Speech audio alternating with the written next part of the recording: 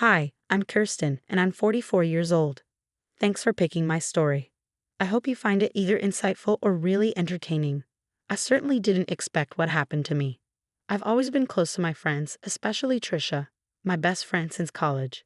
We met back when we were 20 and 19, and we've been inseparable ever since. We had big dreams of living next door to each other and raising our kids together. And you know what? We actually made it happen.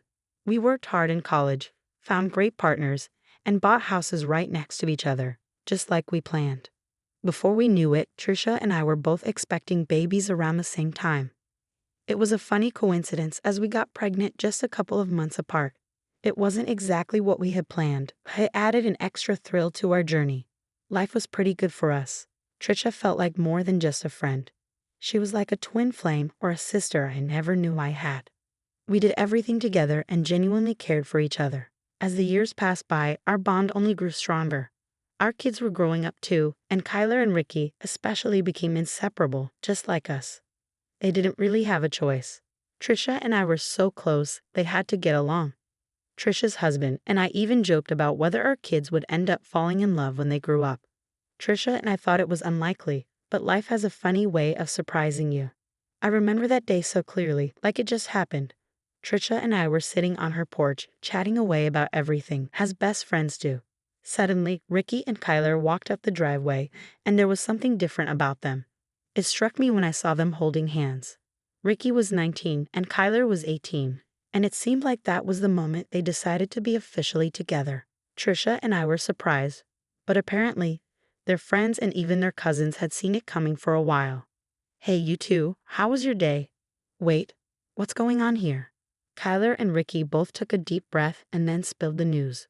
"Mom, Aunt Trisha, Ricky, and I are officially a couple." "What? Really? Oh, that's fantastic news, you two. I knew something was up when you walked up the driveway holding hands like that." "Yeah, we decided to make it official. We've been keeping it quiet for a while now. Looks like our husbands were right, huh?" "Seems that way. But seriously, congratulations, you two. We're so happy for you. Thanks, Aunt Kirsten. It means a lot. We were a bit nervous about how you guys would react." "Sweetheart, you should have told us sooner. We're thrilled for both of you."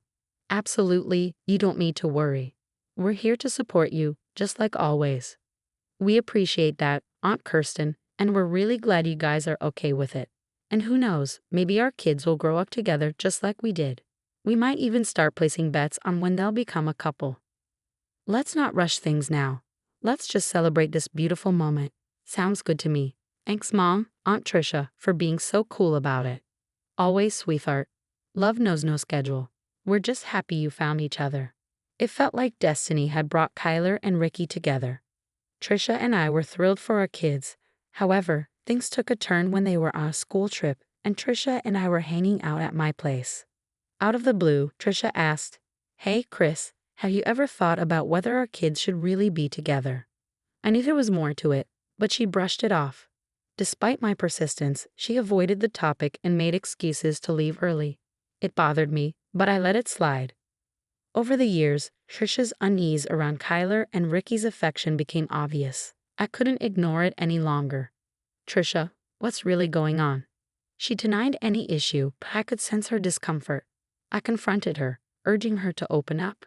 Despite her denial, I reassured her of my support and urged her not to shut me out. She insisted everything was fine, but I couldn't shake the feeling that she was hiding something. Once Ricky and Kyler announced their engagement, the chaos of wedding planning began. We threw ourselves into organizing the big day, but Trisha's involvement was noticeably lacking. She made excuses, leaving me to handle most of the responsibilities. While Trisha's behavior wasn't entirely unexpected, it surprised Ricky and Kyler. They assumed Trisha and I would be inseparable in the planning process. Instead, it felt like I was managing everything alone. Trisha's increasing distance became more obvious as time passed, and Ricky started confiding in me about her unusual reactions. Every time Kyla came up, he couldn't shake the feeling that Trisha wasn't entirely happy about their marriage. "Have you talked to her about it?" "Yeah, I have. She keeps insisting that everything's fine when I know it's not. I don't understand why she's acting so strangely. Despite our concerns about Trisha, we had a wedding to plan. and there was no time to dwell on her negativity. Ricky and Keela were excited to celebrate their love, and ensuring their special day went smoothly became my top priority. The anticipation for the wedding day was intense after weeks of careful planning. Despite our efforts, Trisha, who had been mysteriously absent leading up to the big day, seemed to cause unexpected disruptions. Each accidental spill or dropped item added to the chaos, and the timing seemed too coincidental to ignore. It just seems too convenient, don't you think?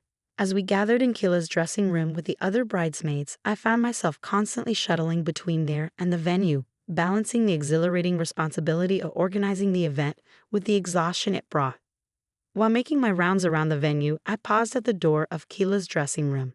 The voices inside were quiet, and my curiosity got the best of me. Kyla was talking to Trisha, and it seemed like the other bridesmaids were out of the room too. "What's going on, Trisha? You've been scarce, and your behavior. It's been strange." As I listened in, hoping for an honest conversation, what I heard stunned me. Trisha opened up, revealing her true feelings, and they weren't good. She was unhappy with Keela, criticizing her decisions and questioning if she was suitable for Ricky. It hit me hard. My lifelong best friend seemed to harbor serious negativity towards Keela. "I've never approved of you, Kyla. Do you think you were raised properly? Do you think you're worthy of my son? You don't deserve him. I hate that this is happening. How can you say that? I had no idea you felt this way. You must have known. I've been uncomfortable around you for a long time. Then why didn't you speak up? Why wait until my wedding day to unload all this? If you had a problem with me, why not talk to me instead of making me out to be the villain? Not a chance. I won't ruin my son's happiness because of my issues with you. Even if he doesn't see your value now, he will eventually." It was like a punch to the gut. I couldn't believe Trisha had been keeping these resentments hidden, and her odd behavior on the wedding day seemed to stem from these deep-seated disapprovals. The gravity of what I overheard hit me like a ton of bricks. Someone I trusted so much was concealing toxic emotions. The joyous occasion of the wedding now felt tainted by this unpleasant truth. Feeling stunned and wounded, I had to decide what to do. I barged into the room, only to find my daughter, tears streaking down her face. Seeing Keela in distress ignited my anger, and I unleashed it on Trisha, demanding to know what her issue was. I was seething with fury, feeling betrayed and wounded by someone I consider family. "What on earth is going on, Trisha? What's gotten into you? Are you out of your mind?" Trisha seemed taken aback, probably not expecting my abrupt entrance. I didn't care. I needed answers. The atmosphere in the room was tense, with everyone else remaining silent, likely shocked by the sudden confrontation. But I paid no heed to their reactions. All that mattered was unraveling this mess and salvaging what was left of the wedding. "Trisha, tell me what's happening. Why is my daughter crying on her wedding day?" "Kirsten, it's nothing really. Just some pre-wedding jitters." "Jitters? Come on, Trisha. I heard your conversation in there. You can't deceive me." "You've misunderstood, Kirsten. I was simply telling Keela about the stresses of weddings, you know." "Don't lie to me, Trisha. I heard you mention something about Ricky not deserving Keela and ruining his life. What's that supposed to mean? Do you think I raised my daughter poorly?" "No, Kirsten, you've got it all wrong. I was just expressing concern, offering motherly advice." "Motherly advice? Making my daughter cry is your idea of advice? Trisha, you're supposed to be my best friend. What kind of friend talks negatively about their bestie's daughter on her wedding day?" "Kirsten, I had no more excuses. Trisha, you've been a terrible friend, and I won't tolerate you ruining my daughter's special day. If you can't be happy for her, maybe you should leave." We continued arguing, and Keela was attempting to fix her makeup. Eventually, Trisha left, embarrassed and unable to accept responsibility for her actions. It was truly eye-opening to witness. "Why would she do this to me, Mom? What did I do?" "I don't know, sweetheart, but one thing's for sure. It's not your fault. Trisha's acting childish, and she's clearly envious of you." "I mean, why bring this up now? Like you said, if she had a problem, she should have talked to you. But she knows her excuses for disliking you don't hold water, or else she wouldn't have behaved so terribly." Kyla shed a few more tears, and I reassured her that everything would be all right. Then, I had a sudden idea. "I just thought of something. We're going to teach that woman a lesson, but only if you're okay with it," I said, seeking Kayla's approval. I outlined my plan to expose Trisha's true nature, which immediately lifted Keela's spirits. She agreed it was a perfect plan and urged us to act swiftly to give Trisha a taste of her own medicine. With the plan in motion, we proceeded with the ceremony, trying to maintain a sense of normalcy. Throughout the event, I kept an eye out for Trisha, who appeared increasingly uncomfortable. Good. I was pleased to see her squirm, but she was about to feel even more uncomfortable. As Kayla and Ricky exchanged vows, the atmosphere relaxed, and people began to enjoy the festivities. That's when I sprang into action. I approached the DJ booth and requested the microphone and controls for a few minutes, explaining that I had an important announcement to make. With determination, I took charge of the microphone, signaling for the music to stop. A hush fell over the room as all eyes turned to me. Trisha, standing in the corner, looked visibly nervous. I began by thanking everyone for being part of the special day, but hinted at an unfortunate revelation. Ricky looked puzzled as I addressed the room about Trisha's recent behavior. I described her negativity and expressed my disappointment. Recently, I discovered something that deeply saddened me. It turned out that my supposed best friend of 20 years had been nothing but cruel to my daughter, making her cry just moments before she walked down the aisle. Gasps filled the room, and Trisha looked shocked, but she was about to be even more surprised by what I had on her.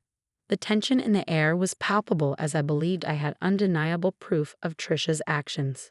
With a dramatic flair, I revealed an audio recording from my Bluetooth earpiece, capturing a conversation between Trisha and Keela. People gasped as the harsh words reverberated through the venue. You see, as the event planner, I wore an earpiece and carried a clipboard, bustling around the venue. I made it a habit to record my conversations so I could listen back later and plan the wedding accordingly. Even on the wedding day, this setting was still on, thank goodness. Without it, I wouldn't have the standing audio recording. Mom, is this true? Did you really say those things to her? I can explain. How could you do that to Keela on our wedding day? Ricky, honey, I didn't mean for things to escalate like this. I was just worried. Worried, Mom? Kyla and I have been together for years. She's my partner, the love of my life. You had no right to question that on our wedding day. I know. There's no excuse. Do you really think you can talk about Kayla like that and then act like everything's fine? Ricky, please try to understand. I didn't mean it. Trisha's face turned several shades of red as the recording played for everyone to hear. She looked like she wanted to disappear. Ricky's scowl deepened, clearly disgusted by his mother's behavior. The guests were stunned, many of them glaring at Trisha as I stopped the recording after letting it play a couple of times. The room fell into silence. You could hear a pin drop, and Trisha's nervous gulp was audible. How could you do this to me? You did it to yourself, Trisha. You're despicable, and I'm relieved to finally see it. I'll never forgive you for this. Fine, because we'll never forgive you either. Security, please escort her out. What? Why? You're really going to kick out your own mother? We'll discuss this later, Mom. I'm still deeply hurt. I think it's best if you leave. I can't believe this. You're trying to ruin my life. Believe it, Trisha. No one gets away with making my daughter cry. Now go. As the commotion settled and Trisha attempted to garner support from the crowd, I felt a whirlwind of emotions. Part of me was furious, not just at Trisha, but also at myself for missing the signs earlier. I prided myself on being a vigilant and supportive mother, and failing to see Trisha's true nature for so long left me feeling terrible. Trisha tried to justify herself, but I wasn't interested. She had plenty of time to talk to me about whatever was bothering her. But she chose to do it on a day meant for joy and happiness, clinging to her excuses for as long as she could. Leave now, Trisha. Kayla, Ricky, and I will listen to you when we're ready. She had months to come clean, but she chose to disrupt a day meant for celebration with her grievances. Determined to dispel the negativity and salvage the celebration, we pressed on with the festivities. Finally conceding defeat, Trisha chose not to further embarrass herself and cooperated with the security guards to leave. Despite feeling foolish for not seeing through Trisha's facade earlier, there was a strange sense of relief in finally seeing her true colors. Someone who deliberately tries to ruin a wedding, especially one involving their own family, lacks basic decency and empathy. After Trisha's departure, the wedding resumed. Although there was some lingering awkwardness, the genuine love and joy of Keela and Ricky helped to lift everyone's spirits. The couple radiated happiness, overshadowing the negativity Trisha had attempted to inject into their special day. As the hours passed, we continued to enjoy ourselves, despite Trisha's attempts to reach out to me through calls, all of which I declined. I sent her a firm text indicating that I wasn't ready to speak with her. Her actions towards my daughter on such an important day were unforgivable. Even Trisha's husband appeared visibly upset, choosing to leave the wedding early, presumably to have a serious conversation with her. I didn't know how things would unfold, nor did I particularly care. My priority was supporting Keela and Ricky, ensuring that despite the hiccup, their wedding day remained a cherished memory for them. As the night wore on, I couldn't shake off the anger and disappointment at Trisha's betrayal. I made a vow to shield my daughter from any future harm, even if it meant severing ties with someone I had considered a best friend for years.